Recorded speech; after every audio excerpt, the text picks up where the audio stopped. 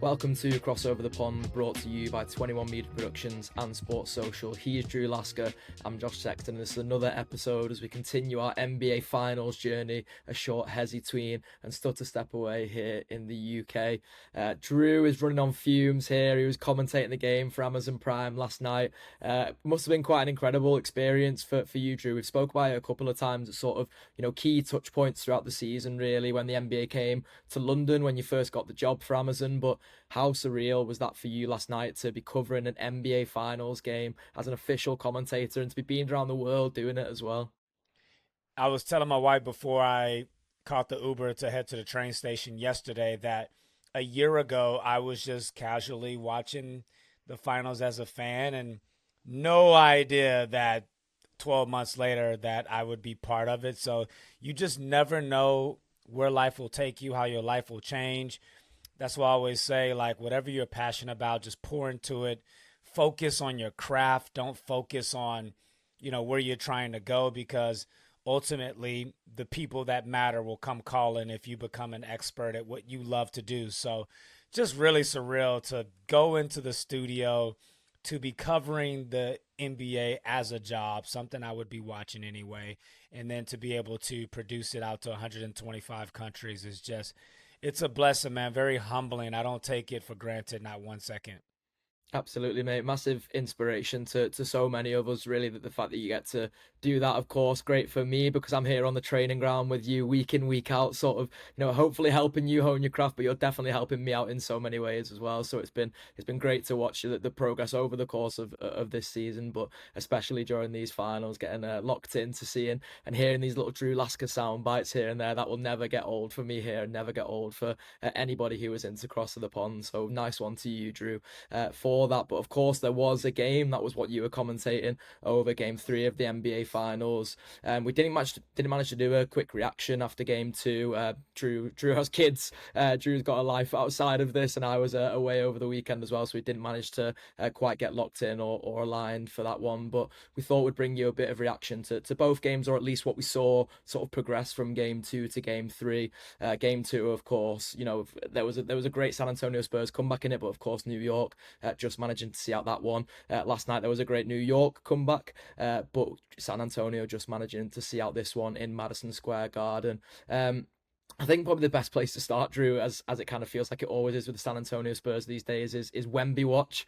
He was much criticised after game 2 for a couple of mental lapses towards the end of the game, for how he played in the first half, I think you could say as well, really. We spoke a little bit after game 1 about some of the criticisms that were coming out from there. It felt like they were definitely heightened after game 2. He had a great performance in the second half in that Spurs comeback in general, but then, throwing the ball into the back of Stephon Castle and some just, I think, sketchy shot selection really late on. It felt to me like he had locked in and focused. I really enjoyed seeing what he said off the back of game 2. Like, every time Wemby speaks, I just can't believe the poise and maturity for such a young guy. And I think you saw him put that into practice at the start of this game 3. He looked so laser focused and came out aggressive early. Yeah, you hit the nail on the head. He is mature beyond his years mentally. If you look back at game 2, you could see the youth and how he finished that game. It started with that air ball 3 in the corner. His last 3 shots, air ball, step back 3 in the corner. Midi with the aggressive hand in his face by Mitchell Robinson, miss. And then the game winner, a potential game winner, pick and pop, long on the back iron. And then before that also, like the debacle throwing the ball off of Stephen Castle. Just a complete muck up to end that game.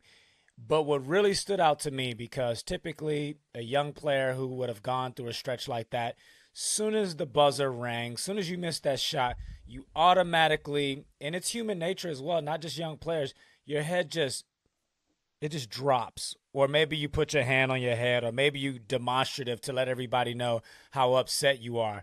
He immediately started clapping his hands, went pat Stephon Castle on the back, and that mentality is like, okay, I'm moving on to the next game. And to see the response that he had last night, the poise, not being rattled at all, like to start off the game, dunk, alley-oop, really setting the tone inside the paint, which later opened things up. You have to just be really impressed by this young man. And how would you not want him to be the face of the NBA? He just fits the total package. I think the only little criticism that you can give him is that it was clear that he didn't want to do that post game interview. He was walking through the tunnel, and then when they came and got him, it was like shucks. And then he was kind of short in his answers, so he has to learn. Maybe he needs to watch some Michael Jordan clips over the summer, because that's one thing Michael Jordan was great at. He was always suited and booted. He always gave the media time afterwards. And but other than that, I mean, this kid, man, I can't say enough about him. Yeah, I enjoyed. I don't know if it was the on-court interview you referenced in there, but I saw in the on-court interview like the Spurs players basically came and like whisked him away after that. I think one of them shouted down the mic like, "Come on, man, it's like midnight or something." So, yeah, they were clearly trying to get him out of there. It was funny because I think you can see with someone who's as sort of cerebral really as Wemby clearly is, who's such a deep thinker, he was almost like there was a real head and heart conversation that was going on within himself there when he was doing that interview, because I think you could kind of see that he was like, my heart is telling me that like I don't want to do this, like my heart's not in this, my answer's going to be short. But then there was also the part of his head where he was like, I've not given that, like this is for the fans. This is going out to like people who are looking out for me and want to hear good and reassuring things from me. And you could see that in some answers he kind of went short, and then he's like, okay, I'll give you a little bit more, just because like the reporter was sort of waiting for more to come from him. So yeah, definitely getting to see sort of all sides of Victor Wembanyama in this final series so far, really. And as you mentioned, Drew, and sort of highlighted in the last podcast too that we did after game one, we are still seeing these little bits of I guess inexperience more so than immaturity from him. There are still the moments of like bad shot selection. There definitely wasn't as much of it in game three last night, but there are these mental lapses. It's very easy to forget how young this guy is. I think especially because of the stature of him, because of the poise that he shows, because of the way that he speaks. Expectations have just gone tenfold for what we expect to see from Wembanyama now. But he's out here leading this team, and listen, without necessarily calling anybody else out on this roster, there are guys that are older than Wemby that aren't necessarily showing those leadership qualities for the Spurs. It feels like Wemby is the one who's kind of really harnessed and took on that role. And especially for a young coach like Mitch Johnson as well, that must be such a valuable asset for him and the San Antonio Spurs. And the longer he plays, the more experience that not only he, but Harper, Castle are getting, which is very scary for the lead. And you mentioned, you could see the youth down the stretch or last night. A lot of that is with Castle. Like sometimes he makes mistakes where you put your hand on your head and you're like, what are you doing? Like that foul on OG in the corner, it was where he kind of like nudged him. That was a huge play. And then the point where he tried to split the ball screen action and kind of got it poked away. Just little things like that where he does bonehead stuff, but you can live with it because the greatness outweighs the bonehead plays. And but credit to New York though, because there was at one point that I was like, and this is what this series has felt like, that every time San Antonio tries to pull away, they just continue to have an answer. Like, and it's the thing that I've learned about the Spurs, about New York, excuse me, is they have a plethora of of ways that they can play. They have such a variety. They could beat you with Bronson. They could beat you with Cat with the ball in his hands. They could beat you from the bench. They could beat you with Mitchell Robinson doing the hustle plays. They just have so much more room for error when you compare it to San Antonio, that if Wemby doesn't play well, you don't really like their options. Like their offense gets really stagnant very easily.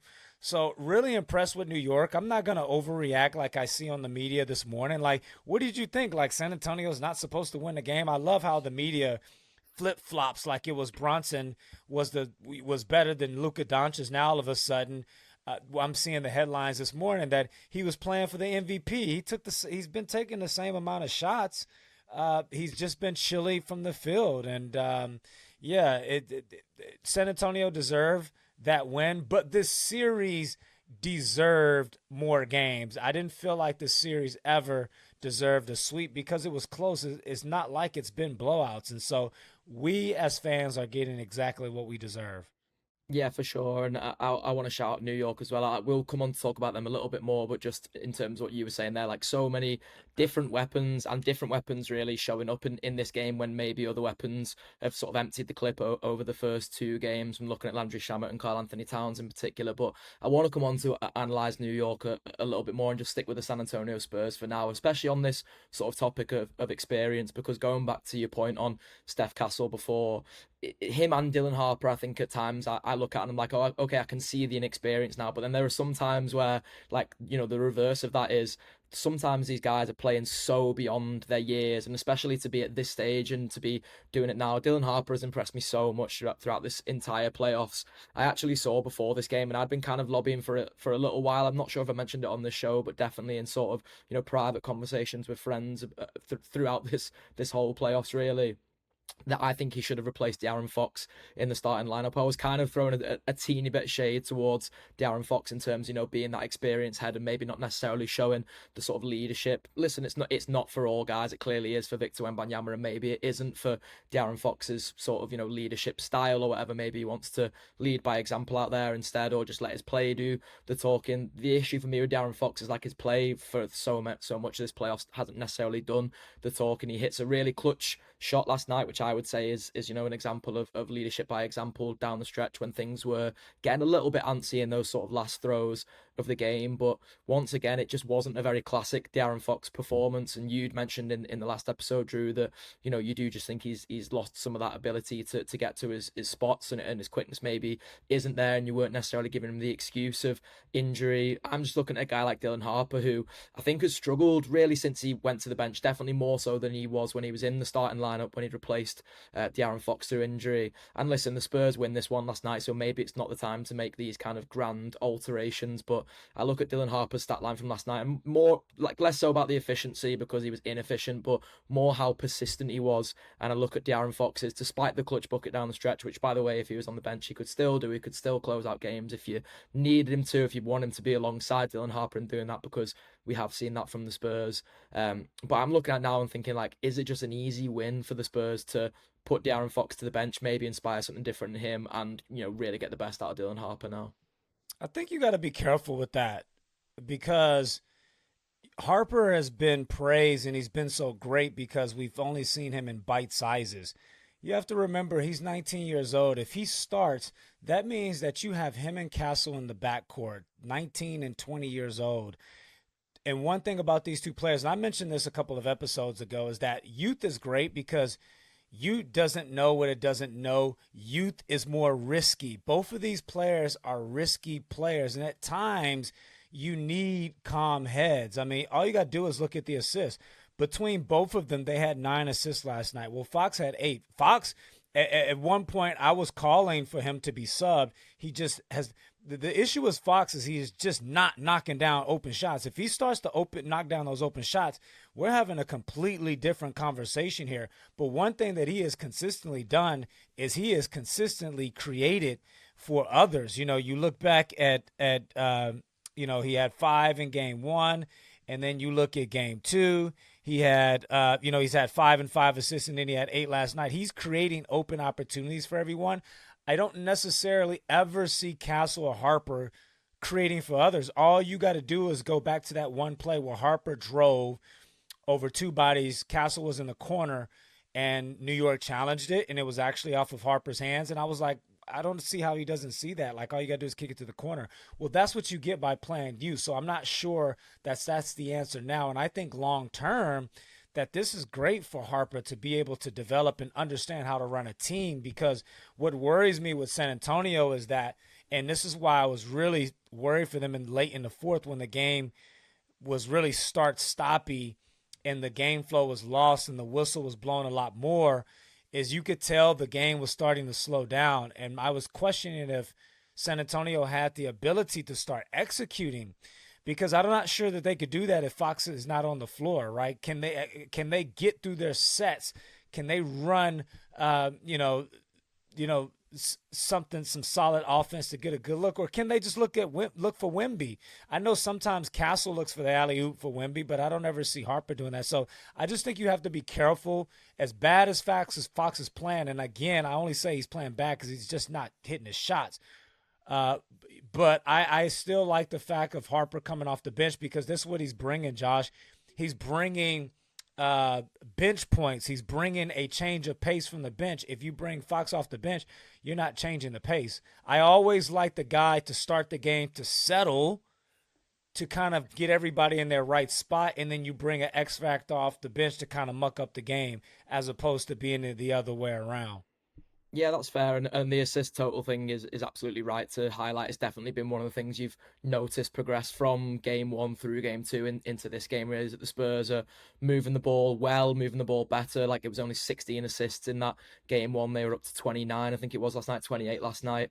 Yeah. So they are really starting to, move that ball better. It feels like it helps Wemby's sort of offensive flow when the ball is swinging around. Definitely helps guys like Devin Vassell and Julian Champagny. It felt like all the shots they hit last night really were just big shots that were either daggers during runs for the Spurs or when they were kind of like quell a run from the Knicks as the ball started swinging around in the Spurs offensive half. That was definitely a big improvement. And listen, quieted down that Madison Square Garden crowd, because again, when we talk about experience or lack thereof or whatever, like going into Madison Square Garden, I was kind of a little bit worried because I thought that the Spurs would probably take game two, having lost game one, especially when we were on the pod last night. And then you can kind of go into Madison Square Garden maybe with a little bit of momentum from that game too. I was definitely worried with that New York crowd having momentum, with this New York Knicks team having momentum, with all the weapons that we've mentioned already, that Madison Square Garden would just eat the Spurs up and spit them out last night. I would have not been surprised to see New York go 3-0 up and then the Spurs maybe try and have to sort of fight back from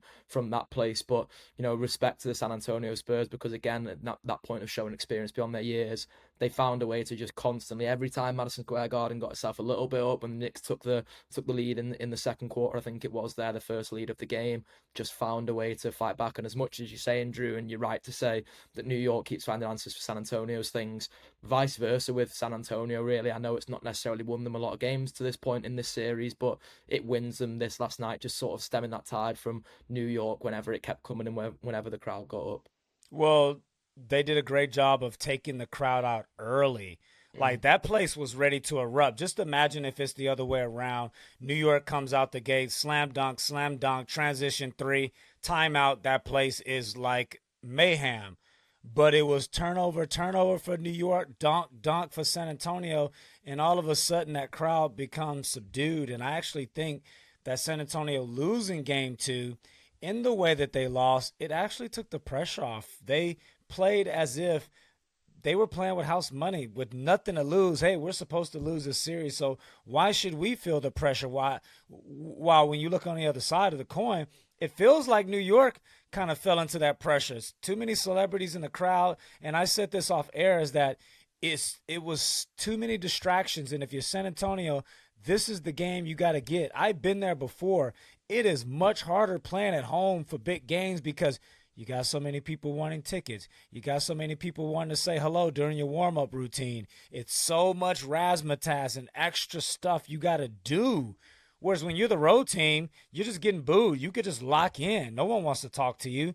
So I think that actually played into the Spurs' hands, and it took New York out of their rhythm. And I was actually asked on air late as the game got really, really bitty of who it favored. And initially I said it favored New York because it's slowing things down. But then I changed my mind. I said, actually, this favors San Antonio because it has totally eliminated the crowd. You can't get a crowd into it when you go in for an official review that takes 5 minutes. And then all of a sudden, New York hits a shot and immediately Mitch Johnson takes a timeout. So they did a great job of really managing those fans there. Yeah, absolutely. And then flipping over to the New York side, I mentioned that a few of the guys that have been offensive weapons or just weapons in general for the Knicks, especially through those first two games, sort of went quiet really last night. I thought Karl Anthony Towns had a far quieter night, and that really showed up in the sort of battle that's ongoing between him and Wembanyama, that Wembanyama just very clearly won this one. I think people were ready to crown Cat really after that game too, especially because, Wemby had those mental moments, sort of mental lapses, and Karl Anthony Towns seems so strong mentally. I do think a bit of nerves maybe crept in for somebody like him last night, who, has shown in the past that he's maybe a little bit more susceptible to the, emotional roller coasters of games. Thought Mikal Bridges, unfortunately, looked like he went back to the Mikal Bridges that we saw early in the playoffs when he was suffering for a little bit of criticism. He just could not get a shot to fall last night. And there was one in particular, in fact, it might have even just been late in the game. So maybe it was just a heave and a hope anyway, really. But where he tried to shoot a fade, a three, rather than sort of, maybe looking for a better shot or maybe getting himself set. And I just thought that showed those nerves in that moment too. And then, unfortunately, my X factors for the series, Landry Shamet went really quiet in this one. Jordan Clarkson was the sort of bench X factor for New York in this one, really, despite, a few bonehead plays himself when he came into the game. But this just felt like one of those games where, New York have had it hitting for so much throughout these first two games. And maybe for the first time really in this series at least, it just felt like New York didn't quite have it going. It took guys like Josh Hart to start knocking down threes, who, if you're kind of relying on Josh Hart to knock down threes, as great as I think Josh Hart is, then you're probably going to be in a little bit of trouble for the rest of the series. It's just the law of averages. Yeah. What happened to New York when you haven't lost in 2 months, and during this 2 month stretch, they have been shooting phenomenally. They make every timely shot. They make every buzzer beater. Now, all of a sudden, those shots aren't going in, and you're not prepared to adapt. You're not prepared for the plan B because you've been so used to everything working for you. And it affected them because they all of a sudden lost the hustle battle. They lost the 50-50 rebounds. All those little plays were totally non-existent last night because those shots were falling. You talked about Mikal Bridges. He started off the game with 2 early fouls, totally took away his rhythm for the entire game. I felt as though that OG, maybe they could have ran the offense through him a little bit more. He was terrific. Shamet just came back to earth. What do we think he was going to shoot? 90% the whole playoffs? I mean, the New York Knicks just came back to earth. That's why I don't want to overreact or panic. If you're a New York Knicks fan, you now have to just go back to the drawing board and be prepared to fight, whereas they haven't really needed to because they've been making everything. So, and then also maybe Mike Brown maybe overcoached it a little bit. I mean, Sohan gets involved. He hasn't played the whole series. Clarkson played more than he usually does. A lot of that was from Bridges' foul trouble. But, I think you just got to get back to the basics. You got to shorten up that lineup. And you got to go back to taking the fight to San Antonio. And right now, the only reason why I'm worried if I'm the Knicks fans, because in Mike Brown's post-game presser, he went on a 5-minute rant about the refs. Jalen Brunson, he was asked about the physicality, the push from Wemby. This is telling me that this team is getting into your head. They were the more physical team. Wemby was physical. Everyone that was physical, even Cornette came in and mixed things up with Josh Hart. So This was a team that was desperate, that was swinging every left hook, every uppercut, because they were fighting for their lives. And now all of a sudden New York has got punched a couple of times. They're looking over there at the ringside ref thinking when they're going to ring the bell instead of tighten up their gloves and punching back. Yeah, absolutely. I thought that physicality really showed last night. I'll be interested to see. I think Mike Brown is sort of very clever in doing that, how much the refs kind of tighten up on that for game 4 now. I thought that the New York Knicks were sort of winning that physicality battle through the first 2 games. Yeah, and it felt like the Spurs just wanted to come back and, punch them in the mouth last night, and they absolutely did. I love to see it, to be honest. Like there were some moments where I was a little bit like, oh God, like at the calls, because maybe there wasn't enough consistency. I've seen the little, I don't know if you've caught this, Drew, but there's a little video where it looks like Mike Brown speaking to the ref, and it might be one of those things where it's not actually what they're saying, and what's sort of dubbed in the Twitter caption you then kind of like almost print onto the referees and Mike Brown's mouth. But Mike Brown looks like he says, oh, you gave that one as a foul and you gave that one as a travel, and the ref looks like the ref goes, oh shit, you're right. I did see that. I think for the most part, like the physicality has really been there, and it's been great to see. And this has been, a great NBA Finals. Really, I felt like the Western Conference Finals was a bit of a roller coaster, especially with all the injuries and things like that. There was one really poorly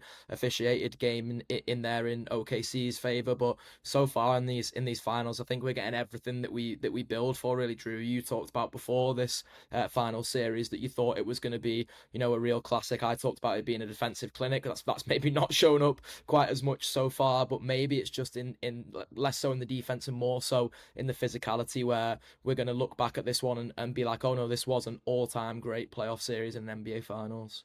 And however it ends up, the San Antonio Spurs will walk out with so much respect because they got bullied. They got punched in the mouth in game 1 and game 2. They got their lunch money took, but they stood up, looked the bully in the face, and punched back. And to give you perspective, is Cleveland laid down and allowed the bully to keep taking their lunch money. So if this was the Cleveland Cavaliers, they would have lost this game by 40. And so that's the difference between both of these teams. And I always knew it was going to be a series. I'm still picking San Antonio in 7. I think we're a long way from this thing being finished.